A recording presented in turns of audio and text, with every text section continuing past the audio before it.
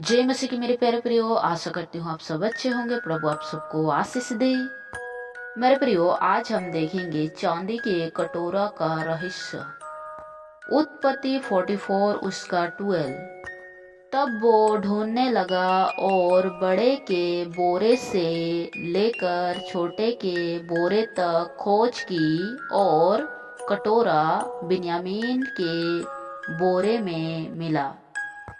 मेरे प्रियो, ये उस समय की बात है जब कनान देश में इज़राइल और उसका पूरा परिवार रहता था। उस समय वहाँ अकाल पड़ गया। तब उन लोगों के पास खाने के लिए कुछ भी नहीं था। इसीलिए याकूब ने अपने बेटों से कहा कि मिस्र देश में बहुत अन्न है, वहाँ जाकर हमारे लिए थोड़ा अन्न मोल लेकर आओ ताकि हम जीवित रह सके। तब वे लोग याकूब के बेटे मिस्र देश निकले, लेकिन बिन्यामीन अपने पिता के पास ही रुका रहा। जब वे लोग मिस्र देश पर पहुँचे तब वहाँ उन्होंने यूसुफ को सारी बातें बताई कि कैसे हमारे यहाँ अकाल पड़ा है और हम अन्न लेने के लिए आए हैं। लेकिन यूसुफ ने उन्हें पहचान लिया था और वे लोग यूसुफ को ना पहचान सके। तब यूसुफ उनसे कहता है कि नहीं, तुम लोग हमारे देश में भेद लेने के लिए आए हो। तब यूसुफ के भाई उसे मना करने लगे कि हम भेद लेने के लिए नहीं, अन्न लेने के लिए हमारे पिता ने हमें भेजा है और हमारा छोटा भाई वहीं पिता के पास है। मेरे प्रियो, यहाँ यूसुफ जो था वो बिन्यामीन से बहुत प्रीति रखता था, बहुत प्रेम करता था, क्योंकि यूसुफ और बिन्यामीन राहेल के बेटे थे। और जैसे ही यूसुफ ने अपने भाइयों को मिस्र देश में देखा तो वो उन सपनों को याद करने लगा जब उसने उसके भाइयों को कहा था।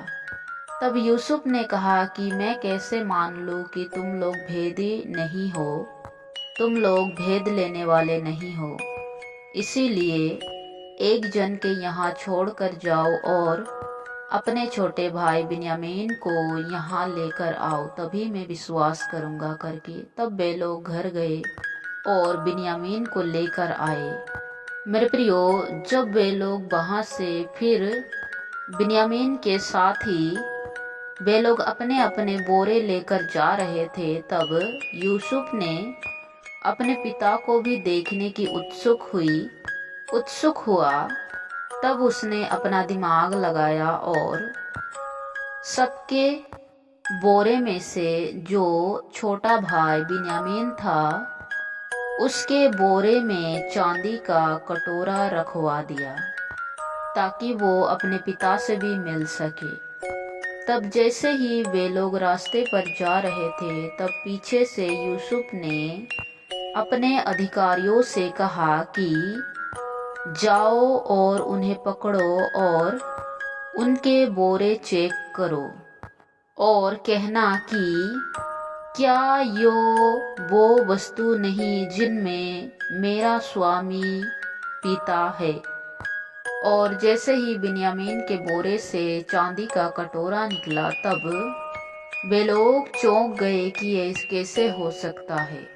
मेरे प्रियो, यूसुफ ने जानबूझकर रखवाया था ताकि वो बिन्यामीन के साथ समय बिता सके और अपने पिता को भी वे देख सके, क्योंकि वे अपने पिता और अपने भाई से बहुत प्रीति रखता था। मेरे प्रियो, यहाँ हम एक बात को देखते हैं कि यूसुफ मिस्र का प्रधानमंत्री बना दिया गया, फिर भी उसके हृदय में कोई भी घमंड ना था।